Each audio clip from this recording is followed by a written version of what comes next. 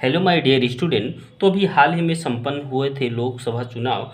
तो उन्हीं के अंतर्गत हम जो भी क्वेश्चन बनने वाले हैं आपके एग्ज़ाम के लिए, तो हम उन्हीं को यहाँ पे डिस्कस करेंगे। ओके, तो दोस्तों देखते हैं कि करके। तो यह जो लोकसभा भी चुनाव संपन्न हुआ था, यह 18 नंबर का था, 18वां लोकसभा चुनाव था। तो हम जान लेते हैं कि जो लोकसभा अभी संपन्न हुआ था, तो उसी के साथ ही 4 अन्य राज्यों में विधानसभा का चुनाव भी संपन्न हुआ था। तो देख लेते हैं कि कौन कौन राज्यों के चुनाव अभी हाल ही में संपन्न हुए थे। तो उड़ीसा के, आंध्र प्रदेश के, सिक्किम के और अरुणाचल प्रदेश के। तो कुल 4 राज्यों की विधानसभाओं के लिए अभी चुनाव संपन्न हुए थे। ओके, अब दोस्तों समझ लेते हैं आम चुनाव के इतिहास के बारे में। तो चुनाव आयोग का जो गठन हुआ था सर्वप्रथम, तो 25 जनवरी 1950 को हुआ था। जो पहले आम चुनाव संपन्न हुए थे दोस्तों, तो 1951-52 में हुए थे। पहला आम चुनाव कुल कितनी सीटों पर संपन्न हुआ था? तो 489 सीटों के लिए। ओके, 489 सीटों के लिए। ओके, 489 सीटों के लिए होता। कांग्रेस उसमें विजयी हुई थी 364 सीटों पर। जो कुल वोटर की संख्या थी उस टाइम, तो कुल जो वोट देने वाले लोगों की संख्या थी वह 17 करोड़ थी। मतदान जो हुआ था उस टाइम पे तो 44% हुआ था। और जो दोस्तों मतदान की न्यूनतम आयु थी वह 21 वर्ष थी। ओके, और पहले प्रधानमंत्री कौन बने थे? तो पंडित जवाहरलाल नेहरू बने थे। ओके, और समझ लेते हैं दोस्तों कि 61वें संविधान संशोधन 1989 के तहत, 61वें संविधान संशोधन 1989 के द्वारा यह मतदान की जो आयु थी 21 वर्ष, तो उसको घटाकर कितनी कर दी गई थी? 18 वर्ष कर दी गई। बहुत इंपॉर्टेंट है, क्वेश्चन पूछा जाएगा कि अ, ऐसा कौन सा संविधान संशोधन है जिसमें मतदान की जो आयु 21 वर्ष थी उसको घटाकर 18 वर्ष कर दी गई? तो दोस्तों 61वां संविधान संशोधन 1989 के द्वारा। ओके, अब दोस्तों समझ लेते हैं जो अभी हाल ही में संपन्न हुआ लोकसभा चुनाव 2024 का। तो ये लोकसभा चुनाव 2024 का कुल 7 चरणों में संपन्न हुआ था, जो 19 अप्रैल से लेकर 1 जून तक चला था। ठीक है, परिणाम इसका 4 जून को आया है। और दोस्तों इसकी जो शपथ है, समारोह, तो शपथ समारोह के 9 जून को संपन्न होगा, जिसमें बीजेपी के प्रधानमंत्री नरेंद्र मोदी इसकी शपथ लेंगे इसमें। ठीक है, अब दोस्तों तो यह 18वीं लोकसभा के लिए चुनाव थे। ठीक है, 18वीं लोकसभा का चुनाव था। इसके जो मुख्य निर्वाचन आयुक्त थे तो वह राजीव कुमार थे। ठीक है, इसके साथ ही अन्य चुनाव आयुक्त जो थे वह ज्ञानेश कुमार और सुखबीर सिंह थे। ठीक है, कुल रजिस्टर्ड मतदाता जो थे इस लोकसभा चुनाव में तो 96,88,21,926 लोग थे। जिसमें पुरुष मतदाताओं की जो संख्या थी वह 49,72,31,000 थी। वहीं महिला मतदाताओं की संख्या 47,15,41,888 थी। ओके, इसमें जो ट्रांसजेंडर मतदाता जो थे वह 48,044 थे। दिव्यांग मतदाता जो थे जिनकी संख्या थी 88,35,449 थी। ओके, इस चुनाव आयोग की जो टैगलाइन थी दोस्तों वह क्या थी?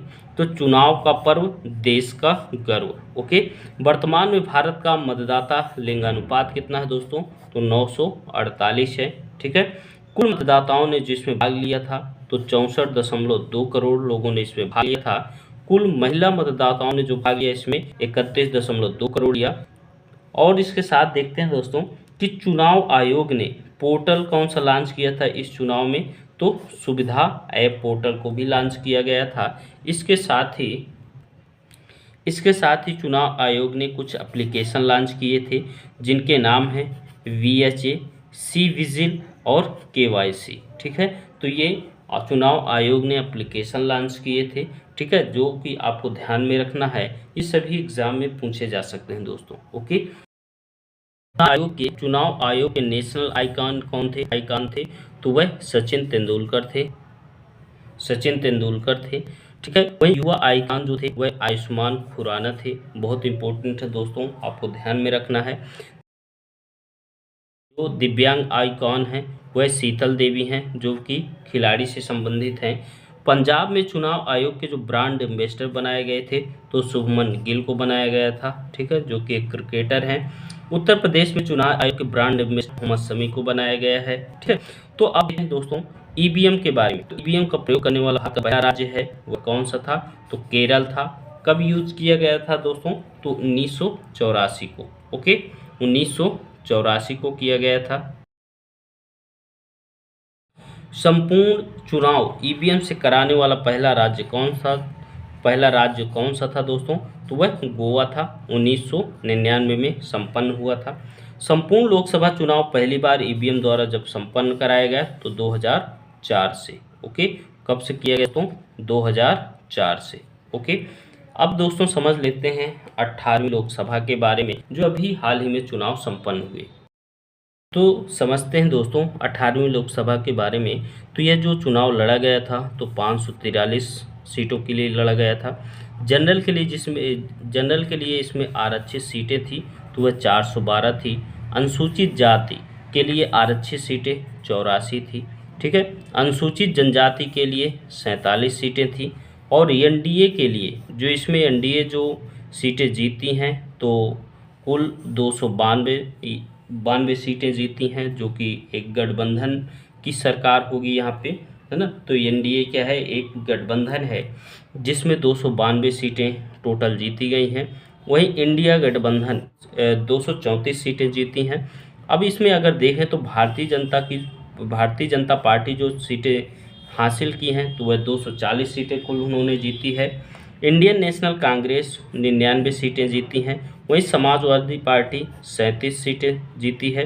अखिल भारतीय तृणमूल कांग्रेस 29 सीटें। द्रविड़ मुनेत्र कड़गम जो कि डीएमके पार्टी, तो इन्होंने कुल 22 सीटें जीती हैं, ठीक है। कुल 22 सीटें जीती हैं दोस्तों। जनता दल कुल 12 सीटें जीती हैं। वहीं राष्ट्रीय जनता दल 4 सीट जीती है। यूलन श्रमिक रायथू कांग्रेस पार्टी 4 सीट जीती है। वहीं आम आदमी पार्टी कुल 3 सीटें जीती हैं। और अन्य जो पार्टी हैं जो निर्दलीय थे, है ना, अलग अलग चुनाव किसी पार्टी से नहीं जुड़े थे, तो ऐसे उम्मीदवार की जो सीटें जो उन्होंने चुनाव जीता है वह 93 सीट पर चुनाव जीते हैं, ओके। अब दोस्तों समझ लेते हैं कि सबसे अधिक वोटों से जीत हासिल किसने की है। तो वह शंकर लालवानी जो कि बीजेपी की हैं, इंदौर से हैं। तो इन्होंने कुल 11 लाख से अधिक मतों से विजयी हुए हैं। और दोस्तों यह भी अगर पूछा जाए कि सबसे अधिक नोटा का यूज़ कहाँ हुआ है, तो नोटा का यूज़ भी यहीं हुआ है। 2 लाख लोगों ने नोटा की बटन को दबाया, ठीक है। रकीबुल हुसैन कांग्रेस के हैं, जो कि इसके दूसरे नंबर के सबसे ज़्यादा मतों से भारी विजय हुए थे, जो 10.12 लाख के अंतर से इन्होंने चुनाव को जीता है, ठीक है। सबसे कम वोटों से अगर किसी ने जीत हासिल की है तो रवींद्र दाताराम वायकर हैं, जो कि शिवसेना से थे। इन्होंने 48 वोट से मात्र चुनाव को जीता है, ठीक है। तो सबसे उम्रदराज सांसद कौन बना था दोस्तों? तो थाली कोट्टई राजू थेवर वालू, जो कि 82 वर्ष के हैं। यह डीएमके पार्टी से थे। तो इन्होंने सबसे उम्रदराज सांसद होने का इनको सौभाग्य मिला है और सबसे उम्रदराज सांसद के रूप में इन्होंने विजयी हुए हैं। सबसे कम उम्र के सांसद जो बने हैं वह पुष्पेंद्र सरोज हैं, जो कि कौशाम्बी से हैं, ओके। अब दोस्तों समझ लेते हैं कि प्रसिद्ध व्यक्ति जो हैं वह कौन कहाँ से चुनाव को जीता है। तो हेमा मालिनी मथुरा से जीती हैं। किशोरी लाल शर्मा अमेठी से जीती हैं। कंगना रनौत मंडी हिमाचल प्रदेश से जीती हैं। राहुल गांधी रायबरेली और वायनाड 2 जगहों से चुनाव को जीता है। नरेंद्र मोदी वाराणसी से। अमित शाह गांधीनगर से लड़े थे। अरुण गोविल जो कि रामायण में राम का जो रोल निभाए हैं तो वह मेरठ से चुनाव लड़े हैं। अखिलेश यादव कन्नौज से चुनाव जीते हैं, ठीक है। अब दोस्तों समझ लेते हैं कि शपथ का प्रारूप क्या है, कौन से मंत्री किस अनुच्छेद के तहत शपथ को ग्रहण करते हैं, शपथ को लेते हैं, ठीक है। तो इसमें प्रधानमंत्री और उनके मंत्री जो हैं वह जो शपथ लेते हैं वह अनुच्छेद 75(4) के तहत लेते हैं, ठीक है। कभी कभी अनुच्छेद 75 के तहत भी आपको देखने को मिल सकता है, तो आपको घबराना नहीं दोस्तों।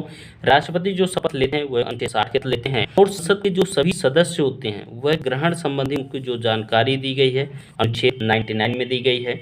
सुप्रीम कोर्ट के जजों शपथ लेते हैं वह अनुच्छेद 124 के तहत लेते हैं। वही कहेंगे नियंत्रक महालेखा परीक्षक जो होते हैं अनुच्छेद 148(8) के तहत यह शपथ समारोह शपथ लेते हैं और अपने